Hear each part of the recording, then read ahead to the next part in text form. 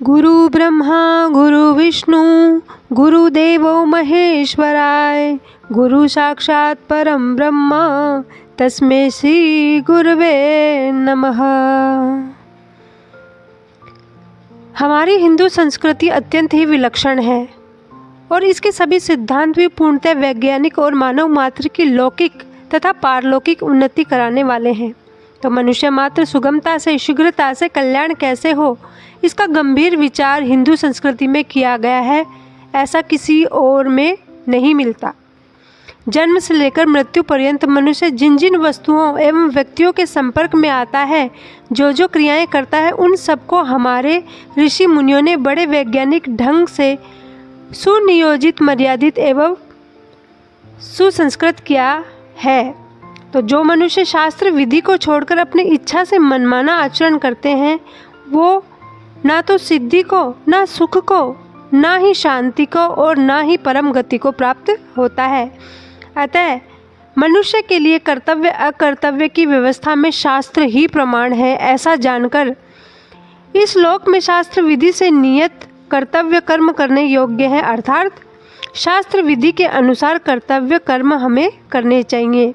तो ऐसे ही आचार संहिता की कुछ बातें जो हमारे मनुष्यों के लिए शास्त्र विधि के अनुसार बताई गई हैं, वो सब मैं आपके सामने लेकर आई हूँ। तो प्लीज़ आप मेरे चैनल पर आए हैं तो चैनल को लाइक कीजिए, सब्सक्राइब कीजिए, ताकि मैं ऐसी ही ज्ञानवर्धक बातें आपके लिए लेकर आ सकूं। तो जैसा कि अब पितृपक्ष चल रहा है, तो मैं अपने चैनल की शुरुआत में पहली वीडियो पितरों के निमित्त ही कि किस प्रकार पितरों का श्राद्ध तर्पण किया जाता है और उसमें कौन कौन सी सावधानियां हमें रखनी चाहिए, ये सब बातें यहाँ पर हमारे ऋषि मुनियों के द्वारा ही हमें बताई गई हैं। तो पितृ कार्य संबंधी श्राद्ध तर्पण में हमें क्या क्या सावधानियां रखनी चाहिए, हमें क्या करना चाहिए और क्या नहीं करना चाहिए, वो यहाँ पर ऋषि मुनियों के द्वारा बताया गया है। तो यहाँ कहा गया है कि श्राद्ध के द्वारा प्रसन्न हुए पितृगण मनुष्य को पुत्र, धन, विद्या, आयु, आरोग्य, लौकिक सुख, मोक्ष तथा स्वर्ग आदि प्रदान करते हैं। श्राद्ध के योग्य समय हो या न हो, तीर्थ में पहुँचते ही मनुष्य को सर्वदा स्नान, तर्पण और श्राद्ध करना चाहिए। शुक्ल पक्ष की अपेक्षा कृष्ण पक्ष की पूर्वाह्न की अपेक्षा अपराह्न श्राद्ध के लिए श्रेष्ठ माना गया है। यानी सुबह के समय के बजाय अपराह्न यानी दोपहर का समय श्राद्ध के लिए श्रेष्ठ माना गया है। तो सायंकाल में श्राद्ध नहीं करना चाहिए। सायंकाल समय राक्षसी बेला नाम से प्रसिद्ध है, जो सभी कार्यों में निंदित है। रात्रि में कभी भी श्राद्ध नहीं करना चाहिए, उसे राक्षसी कहा गया है। और दोनों संध्याओं तथा पूर्व काल में भी श्राद्ध नहीं करना चाहिए। चतुर्दशी को श्राद्ध करने से कुप्रजा, निंदित संतान पैदा होती है। परंतु जिनके पितर युद्ध में शस्त्र से मारे गए हों, वे चतुर्दशी को श्राद्ध करने से प्रसन्न हो जाते हैं। यानी चतुर्दशी का श्राद्ध केवल उन्हीं के लिए किया गया है जो अस्त्र शस्त्रों से मारे गए हों। यानी युद्ध में, सेना में ऐसे लोग जो मारे जाते हैं, उन्हीं के लिए वो तिथि बताई गई है। चतुर्दशी को श्राद्ध नहीं करना चाहिए। जो चतुर्दशी को श्राद्ध करता है, उसके घर में नवयुवकों की मृत्यु हो जाती है तथा श्राद्ध करने वाला स्वयं भी युद्ध का भागी होता है। दिन के 8वें भाग में जब सूर्य का ताप घटने लगता है, उस समय का नाम कुतप है। उसमें पितरों के लिए दिया हुआ दान अक्षय होता है। कुतप खड़ग पात्र, कंबल, चांदी, कुश, तिल, गौ और दोहित्र, ये 8 कुतप नाम से प्रसिद्ध हैं। श्राद्ध में 3 वस्तुएं अत्यंत पवित्र हैं। दैहिक कुतप काल का तिल।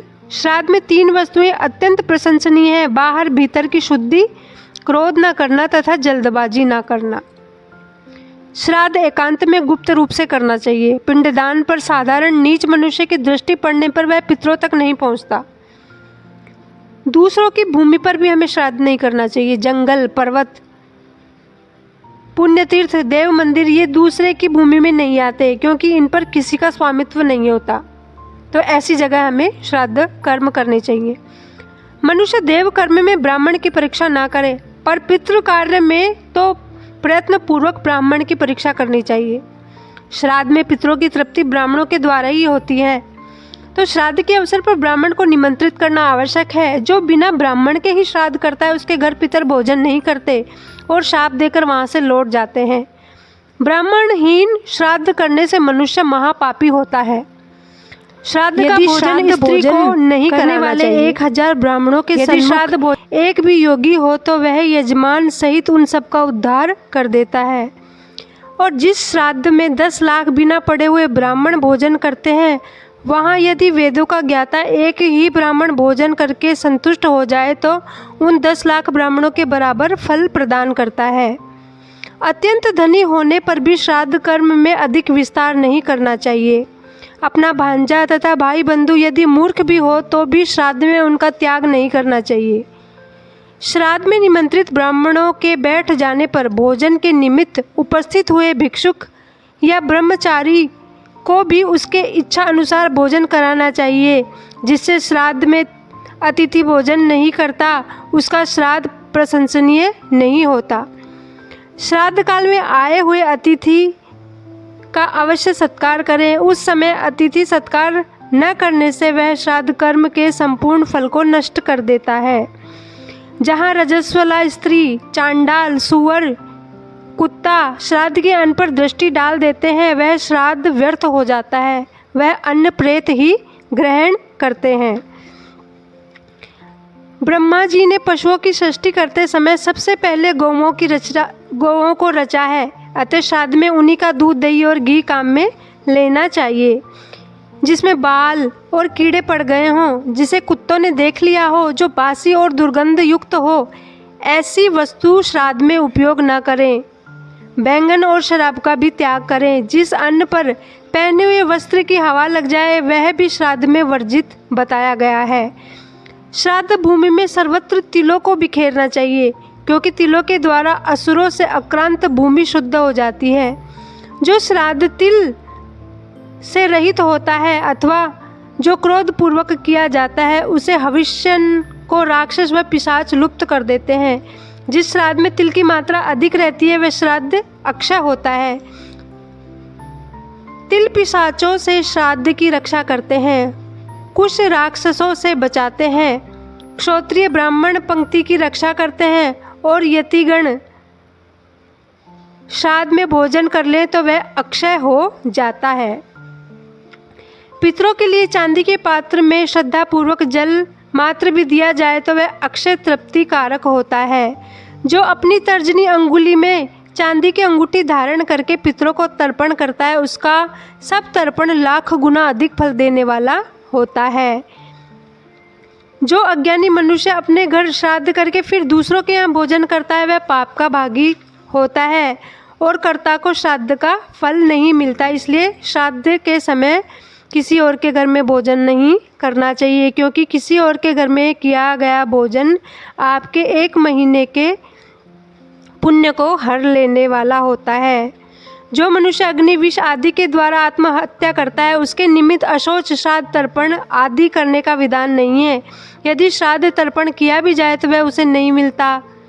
अमावस्या को पितृ श्राद्ध के अवसर पर यदि मंथन किया जाए और वो मट्ठा मदिरा के समान माना गया है।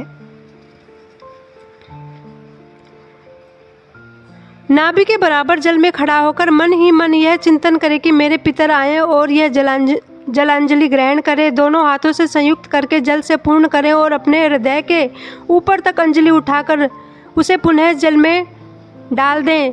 जल में दक्षिण की ओर मुंह करके खड़ा होकर आकाश में जल गिराना चाहिए, क्योंकि पितरों का स्थान आकाश और दक्षिण दिशा ही है।